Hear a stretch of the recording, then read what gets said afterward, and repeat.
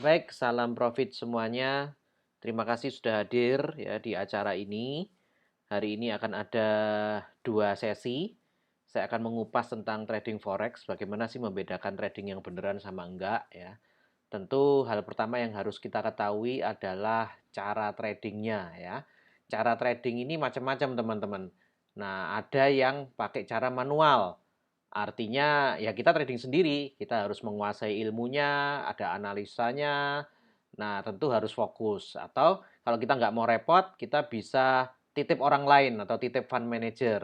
Kalau kita titip orang lain, itu artinya trading kita di-manage sama orang tersebut ya, harus menyerahkan account kita untuk di-manage ataupun kalau kita copy trade, kita juga bisa mengcopy tradingan dari trader terkenal yang sudah jago untuk kita copy ke portfolio kita. Atau kita memakai EA atau expert advisor atau robot. Ini yang paling populer yang dilakukan ya. Ada 2 macam sih, kita bisa beli putus, kita setting sendiri, juga harus ngerti tentang dunia trading. Atau kita bisa serahin ke fund manager. Nah, biasanya mereka minta bagi hasil ya dalam hal ini. Jika kita memutuskan untuk tradingnya menggunakan manual ya, artinya kita menguasai teknik tradingnya, maka 3M ini wajib hukumnya untuk kita harus kuasai.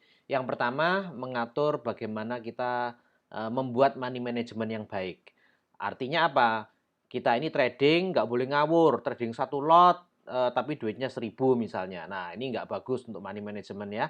Dalam waktu singkat saja akan margin call. Eh, Target kita profit per hari berapa, kalau loss per hari berapa. Nah, ini akan sangat mendominasi di money management nantinya. Yang kedua, bicara tentang mindset. Mindset ini adalah psikologi trading atau pola kita trading ini seperti apa, disiplin kita trading seperti apa. Misalnya tadi kita punya target satu hari 5%. Ketika kita sudah 5%, kita masih bisa berhenti atau kepingin untuk lanjut terus di market ya, yang malah ujung-ujungnya malah bisa loss nantinya. Ini sangat penting sekali. Yang ketiga adalah metode. Metode berbicara tentang analisa. Bagaimana entry point-nya, bagaimana exit-nya, menggunakan analisa teknikal, menggunakan analisa fundamental. Kalau teknikal itu ada pattern, ada candle, ada indikator. Kalau fundamental fundamental itu lebih mengarah ke berita ya, news sebuah negara, misalnya kita trading euro USD, berarti kita harus memperhatikan berita di Eropa dan berita di Amerika. Nah, ini bicara tentang metode yang akan kita pakai itu seperti apa. Setelah kita menguasai teknik tradingnya, hal berikutnya kita harus memilih brokernya. Ini penting sekali. Kenapa? Karena semua dana yang kita pakai untuk trading harus ditempatkan di broker. Ya, supaya kita bisa mengeksekusi tradingnya.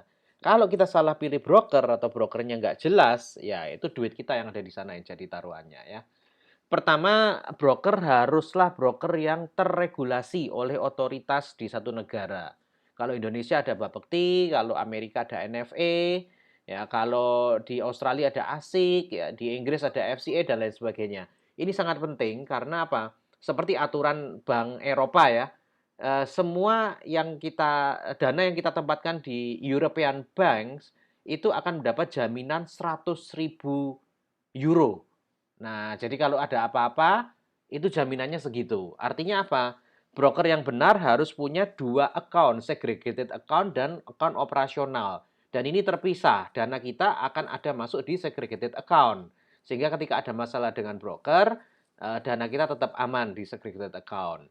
Nah, kemudian yang kedua, ada broker STP atau broker straight through processing. Artinya broker yang melempar order kita ke market maker. Dia tidak bertindak sebagai dealing desk atau sebagai bandar. Market maker siapa? Banyak institusi besar seperti Saxo Bank, terus seperti Barclays, seperti Interbank dan lain sebagainya. Dan ini membuat kita ini jadi broker tidak punya kepentingan apa-apa, cuma selain spread dan komisi. Spread dan komisi hendaknya juga harus bersahabat. Karena kalau spread dan komisinya ini terlalu besar, kita mau menang itu akan susah sekali ya. Jadi target kita harus tinggi.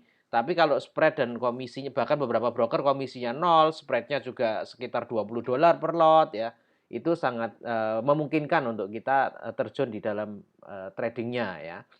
Kemudian reputasi dan latar belakang kuat dan sehat. Artinya apa? Broker itu bukan berarti dia tidak ada masalah, apalagi kalau broker yang sudah, besar ya, pasti ada masalah server, masalah withdrawal, masalah deposit. Nah, ketika terjadi masalah, apakah dia bisa menyelesaikan dengan baik? Nah, ini tugas dan tanggung jawab broker harus jelas, sehingga dana kita ini bisa terjamin keamanannya. Kemudian ada yang bertanya seperti ini, "Pak, forex ini sama dengan judi nggak?" Wah, saya tanya balik ini ya Bapak Ibu ya. Kalau Bapak Ibu punya uang $1.000 pergi ke Makau atau ke kasino gitu ya atau ke, Genting, ekspektasinya apa? Saya masuk 2 jam di tempat itu, dalam waktu 2 jam saya keluar harus bisa bawa 5 kali lipat atau 10 kali lipatnya. Nah, artinya apa? Seorang gambler, penjudi, dia akan punya ekspektasi keuntungan sebesar-besarnya dalam waktu yang singkat. Ya, itulah gambling. Kalau kita di dalam dunia trading, kita berpikiran seperti itu ya sama saja dengan gambling. Karena sebenarnya seorang trader ini akan mencari sebuah konsistensi. Bisa nggak konsisten profit misalnya per bulan 10%, per bulan 15%. Seperti yang dia targetkan di money manajemennya. Nah, kalau hal itu tidak memenuhi syarat ya ini bisa sangat beresiko untuk spekulasi ya. Saya akan jawab iya akan sama dengan judi kalau apa? Entry dan exit-nya tidak berdasarkan riset yang komprehensif. Ada loh teman-teman yang cuma berdasarkan feeling aja. Jadi kalau kalau ini feelingnya sudah paling rendah ya masuk aja. Nanti kalau sudah profit tutup posisinya. Nggak bisa seperti itu ya, itu spekulasi. Atau yang kedua kita titip orang lain yang juga tidak mengerti tentang trading. Biasanya kita dikerjain nih sama sales-sales broker yang forex ya, ditelepon diminta untuk investasi emas, ternyata apa? Ternyata salesnya sendiri yang manage tradingnya kita baru di training beberapa hari. Nah, konyol ya.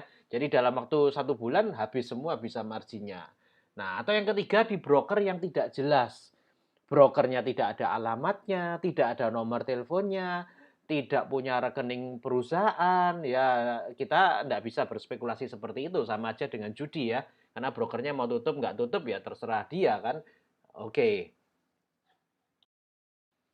Ada juga yang tanya seperti ini, "Pak, forex ini sama dengan money game nggak? Yang ujung-ujungnya nanti scam, yang bawa kabur duit kita." Nah, ini kalau kita lihat kembali 1-2 tahun yang lalu marak sekali money game yang berkedok forex, sampai sekarang pun juga ada ya. Tapi kita bisa lihat ciri-cirinya. Yang pertama apa? Dana deposit ini tidak di-store ke broker, tapi di-store-nya ke fund manager. Nah, ini akan kasus ya Bapak Ibu, karena harusnya kita harus bisa store sendiri ke broker. Yang kedua, apalagi broker dan fund manajernya adalah pemilik yang sama. Ya, tahun lalu itu kan populer ya, kita nggak memperhatikan mungkin, tapi kalau pemiliknya sama berarti kan ada konflik of interest. Ya memang susah membuktikan pemiliknya sama atau enggak kalau mereka nggak open ya. Nah, broker tidak memiliki rekening perusahaan atau deposit tidak bisa dilakukan lewat bank wire. Ini aneh, ada loh broker yang sudah puluhan tahun. Broker ini masih juga tidak memiliki rekening PT atau kalau di luar negeri di Inggris rekening LTD. Harusnya broker berupa company dong. Kalau memang broker itu profit sudah puluhan tahun handle nasabah, tentu nasabahnya sudah banyak. Kenapa dia tidak mengurus izin juga? Ini yang perlu dipertanyakan. Kemudian tradingnya tidak live atau ada delay. Nah, ini menurut saya aneh. Kenapa? Karena kalau tidak live, saya bisa aja membuat historical trading. Oh, 5 menit yang lalu kita trading di posisi ini, kemudian closing di sini, kita sudah profit sekian persen. Nah, bisa karena tidak live. Jadi kita bisa atur sesuka saya. Nah, ini ciri-ciri yang kita mesti perhatikan. Yang berikutnya, penarikan modal atau profit bisa dikirim ke rekening yang berbeda. Kita deposit menggunakan nama A, misalnya daftarnya di broker pakai nama A, tapi kalau withdraw nggak perlu kembali ke nama A, bisa kembali ke dikirim ke nama B, ke nama C, ke nama D. Nah, kalau broker ini regulated, tidak mungkin dia bisa melakukan hal seperti itu. Deposit disetor dengan membeli profit yang diperoleh upline. Ini lebih parah lagi. Kenapa? Karena kalau upline profit, dia tidak perlu mencairkan ke company. Tapi dia cukup rekrut member baru, poinnya ditransfer ke member baru transfer duit ke rekening dia. Yang kasus ya kemarin ya, sehingga apa? Upline-nya ini dikejar-kejar, jadi DPO dicari-cari. Kenapa? Karena transfernya ke upline-nya, bukan langsung ke company-nya. Dari sini saya harap Bapak Ibu bisa terbuka ya insight dari saya. saya tidak perpanjang karena kalau kita mau menjadi seorang trader tentu akan ada beberapa edukasi yang Bapak Ibu wajib ikuti ya, jangan langsung masuk market secara langsung karena itu akan sangat berbahaya untuk portfolio kita. Oke, dari saya waktunya itu. Terima kasih sudah mendengarkan. Salam profit semuanya.